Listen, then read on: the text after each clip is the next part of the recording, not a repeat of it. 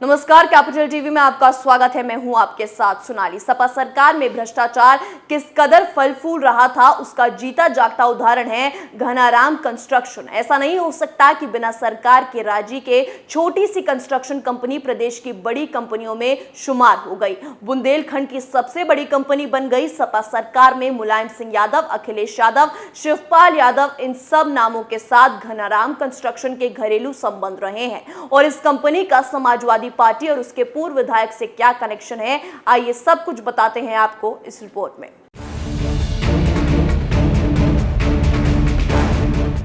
योगी सरकार का शिकंजा किसी अपराधी को नहीं छोड़ता। विकास के नाम पर आम आदमी पार्टी को लूटने वाली इस कंपनी का काला चिट्ठा, इसके काले कारनामों की कहानी। उत्तर प्रदेश की बड़ी कंस्ट्रक्शन कंपनी घनाराम कंस्ट्रक्शन के ठिकानों पर इनकम टैक्स डिपार्टमेंट ने ताबड़तोड़ छापेमारी की।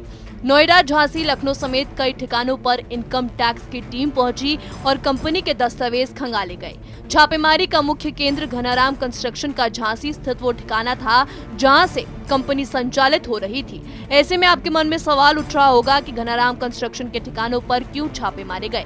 इस कंपनी का क्या इतिहास है और कैसे 25 साल के सफर में एक ठेकेदार की एक कंपनी उत्तर प्रदेश की इतनी बड़ी कंस्ट्रक्शन कंपनी बन गई। बुंदेलखंड में अरबों के कंस्ट्रक्शन प्रोजेक्ट करने वाली घनाराम कंस्ट्रक्शन कंपनी बुंदेलखंड की सबसे बड़ी और उत्तर प्रदेश की बड़ी कंस्ट्रक्शन कंपनियों में शुमार है। घनाराम कंस्ट्रक्शन समाजवादी पार्टी के पूर्व एमएलसी श्याम सुंदर यादव का है। इसमें श्याम सुंदर यादव और उनके भाई बिशन सिंह यादव डायरेक्टर हैं। 3 दशक पहले झांसी जिला परिषद और रेलवे की ठेकेदारी करने वाले श्याम सुंदर यादव ने अपने दिवंगत पिता घनाराम यादव के नाम पर इस कंपनी की नींव रखी थी। समाजवादी पार्टी की सरकार में बुंदेलखंड के सबसे बड़े एरिज बांध परियोजना को घनाराम कंस्ट्रक्शन ने पूरा किया गया था। तत्कालीन समाजवादी पार्टी की सरकार में सीएम अखिलेश यादव और शिवपाल यादव के करीबियों में श्याम सुंदर यादव गिने जाते थे। ऐसे में एरिज बांध प्रोजेक्ट का ठेका मिला तो श्याम सुंदर पर करोड़ों के घपले के आरोप भी लगे। इसके बाद बुंदेलखंड का देवरी बांध प्रोजेक्ट भी इस कंपनी को मिला। मतलब घपलेबाजी का आरोप लगने के बाद भी दूसरा प्रोजेक्ट दिया गया। भ्रष्टाचार के इस खेल में हर कोई अपनी अपनी भूमिका निभा रहा था।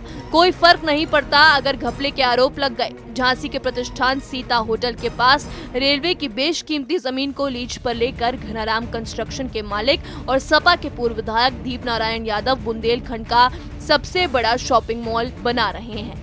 बताया जा रहा है कि झांसी मेडिकल कॉलेज के पीछे बन रही सलासर सिटी भी श्याम सुंदर यादव और दीप नारायण के पार्टनरशिप का प्रोजेक्ट है। सिमारधा में 80 एकड़ जमीन इनके पास है। इतना ही नहीं, झांसी और आसपास 4 पेट्रोल पंप और झांसी का लेमन ट्री होटल भी इसी कंपनी का प्रोजेक्ट है, जहां पर इनकम टैक्स विभाग ने छापेमारी की। श्याम सुंदर यादव समाजवादी पार्टी में मुलायम सिंह यादव और शिवपाल खेमे के नेता गिने जाते हैं।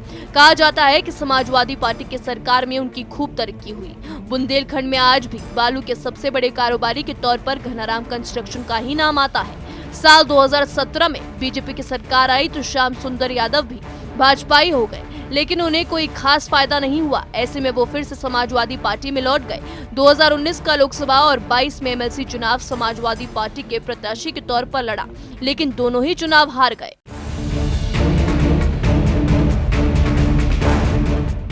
रेलवे का एक छोटा सा ठेकेदार आज अरबों का मालिक है। बिना संरक्षण के ये संभव ही नहीं है और ऐसा भी नहीं है कि इसका फायदा सिर्फ इस कंपनी को ही हुआ।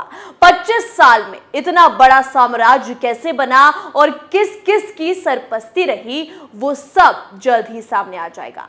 समाजवादी पार्टी ने भ्रष्टाचार के जो भी बीज बोए हैं उनके फलों का स्वाद भी वही लेंगे। इस रिपोर्ट में मेरे साथ ही तमाम खबरों के लिए देखते रहिए कैपिटल टीवी। नमस्कार।